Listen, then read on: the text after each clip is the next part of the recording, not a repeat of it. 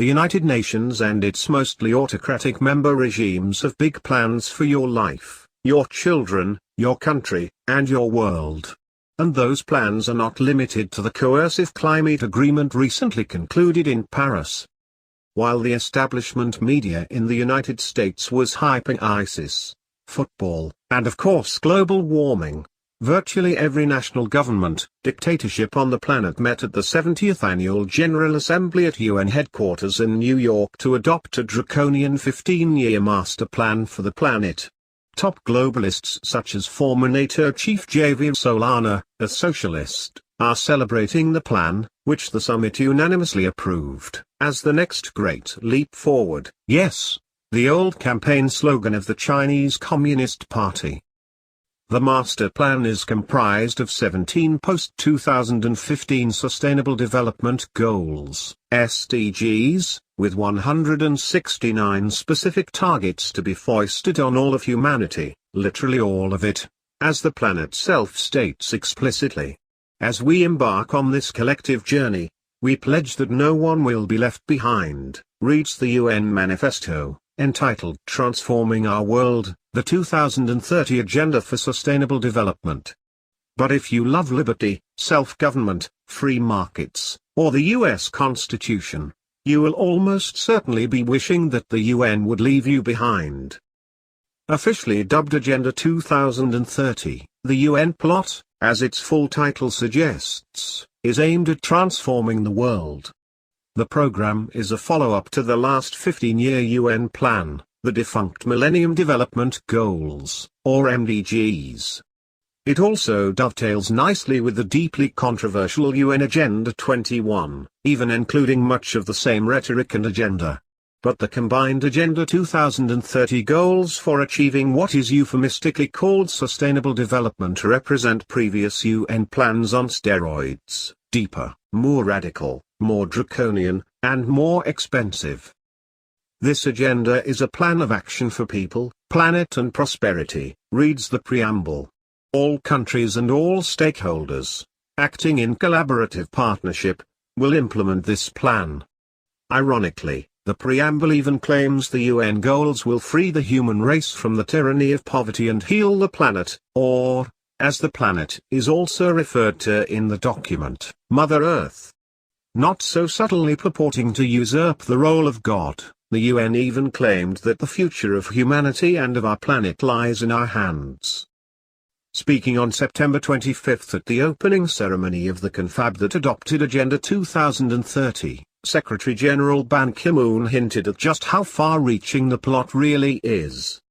The new agenda is a promise by leaders to all people everywhere, he explained, presumably conflating leaders with mass-murdering gangsters such as Kim Jong-un, Raul Castro, Robert Mugabe, and other despots who hold great sway with most of the regimes comprising the United Nations.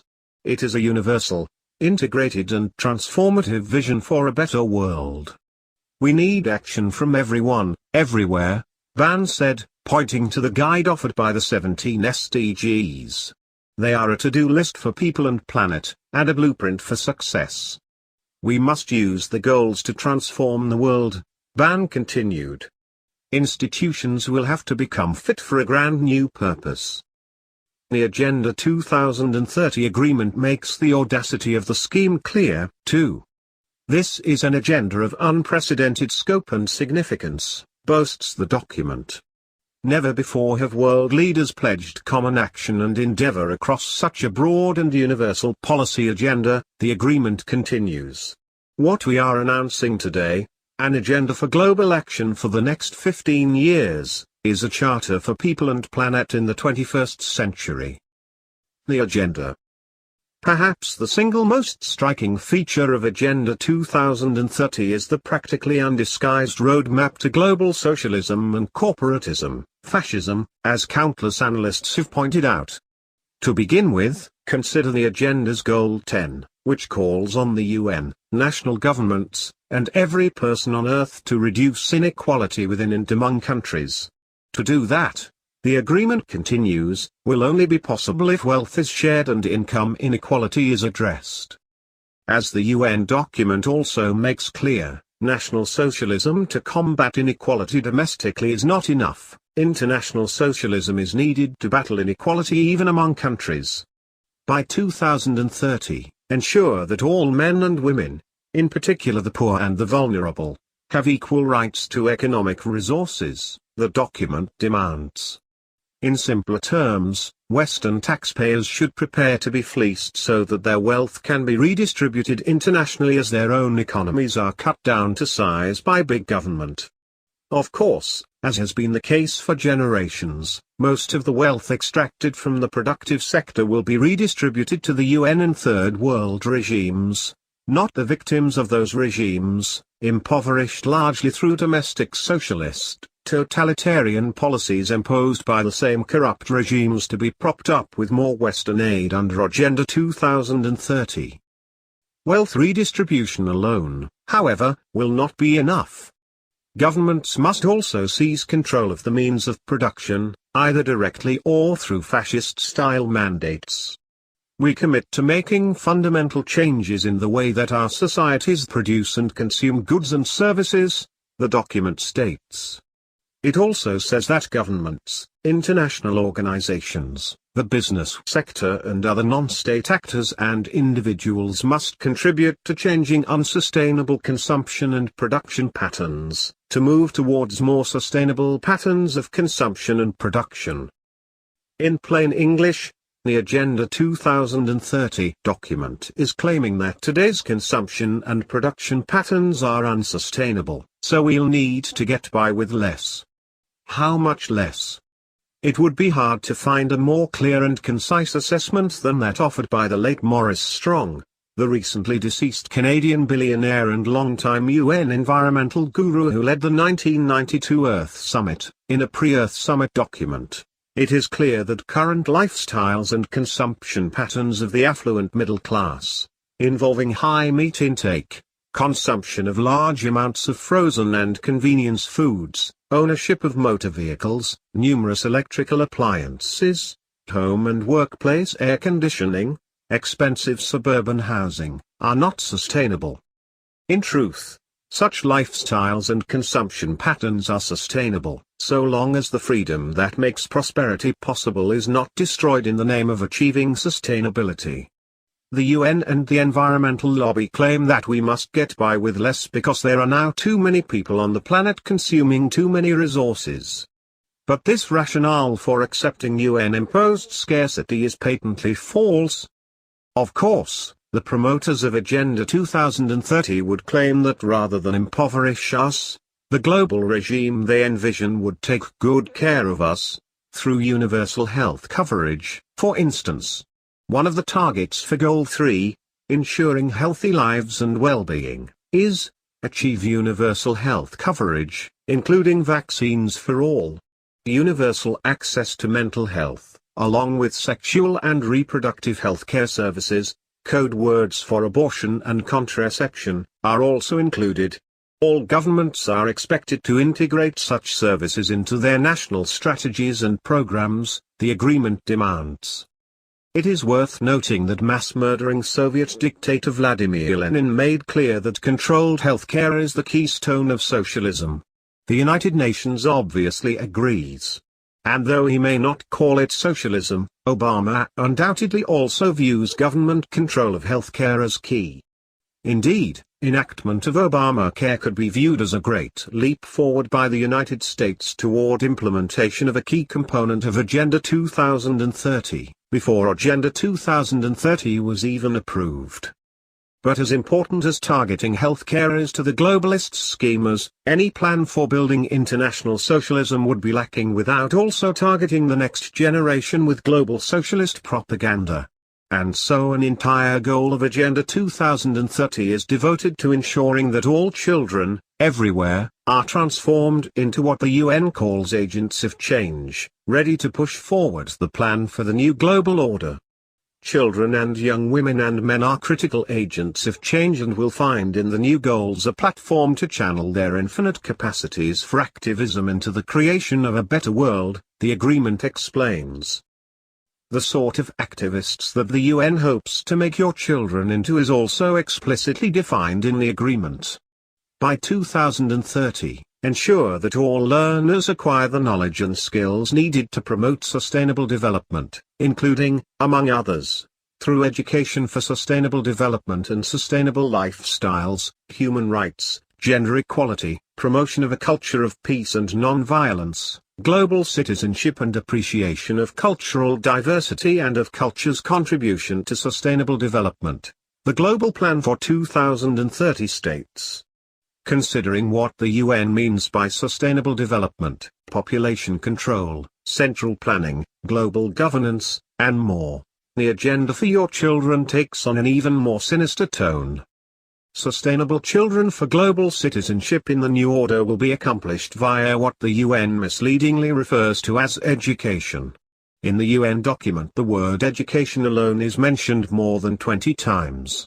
And throughout the agreement, the UN openly advocates the use of schools to indoctrinate all of humanity into a new set of values, attitudes, and beliefs in preparation for the new green and sustainable world order. The UN's education agenda also puts sex education front and center.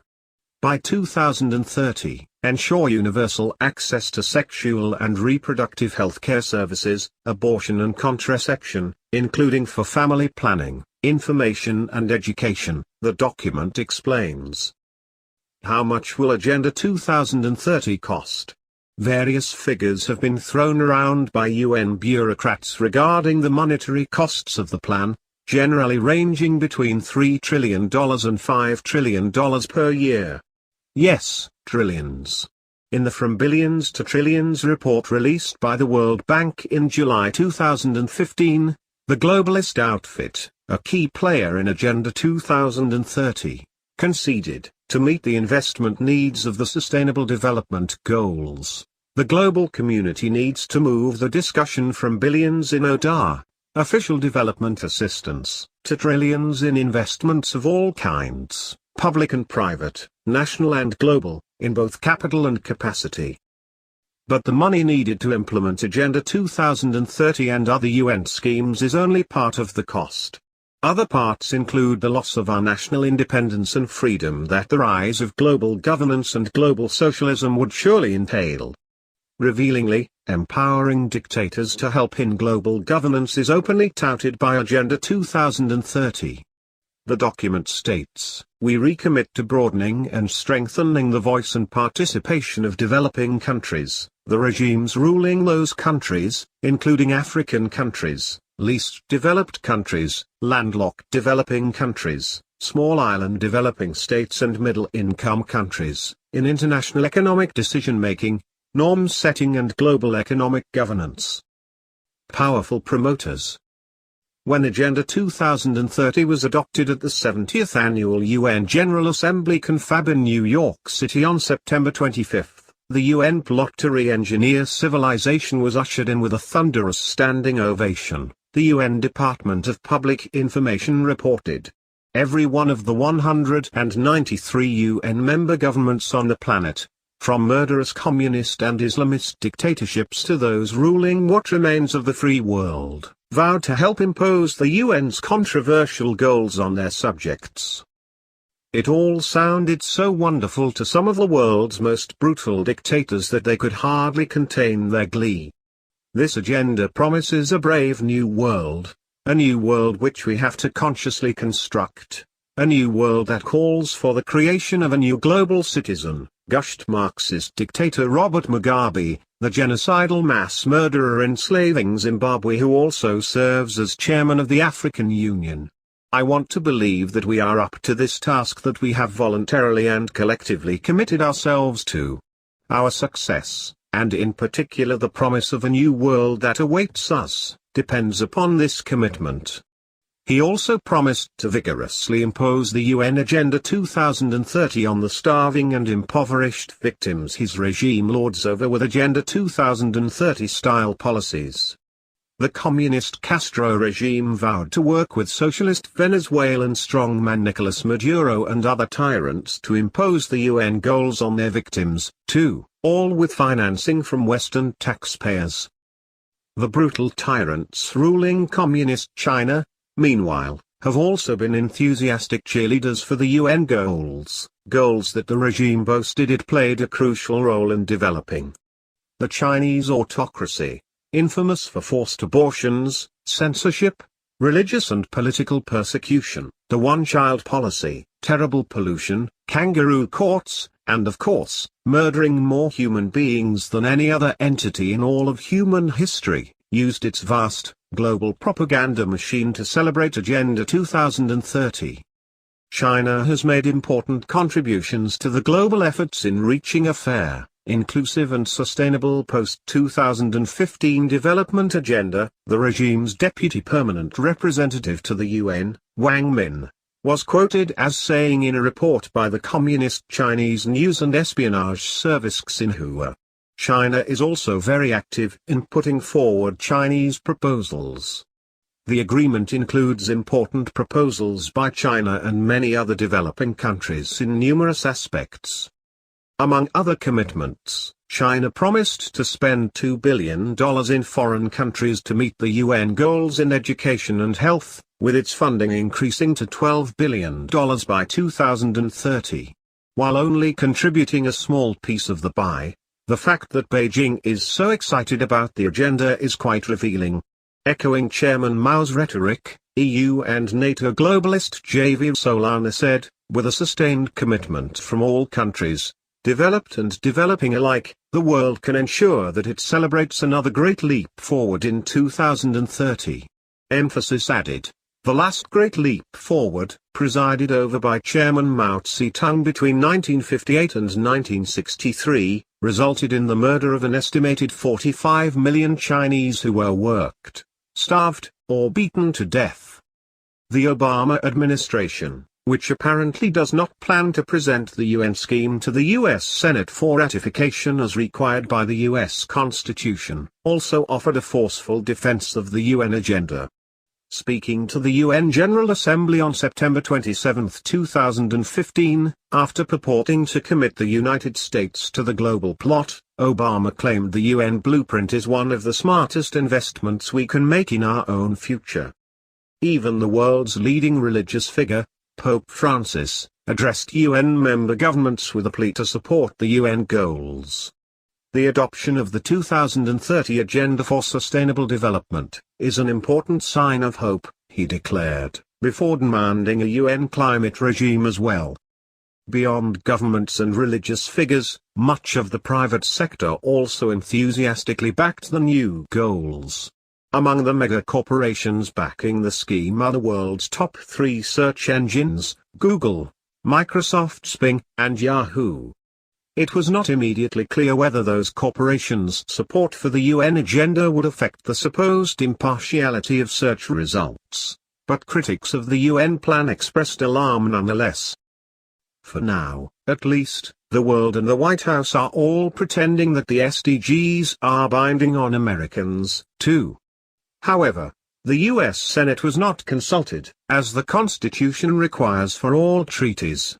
And even if the Senate were to ratify it, the federal government cannot grant itself new anti-constitutional powers merely by approving a treaty. Therefore, the agreement has no force in the United States. But as UN Agenda 21 showed clearly, that does not mean that the Obama administration, and possibly future presidents, would not attempt to push it forward anyway. The American people, therefore, must demand through their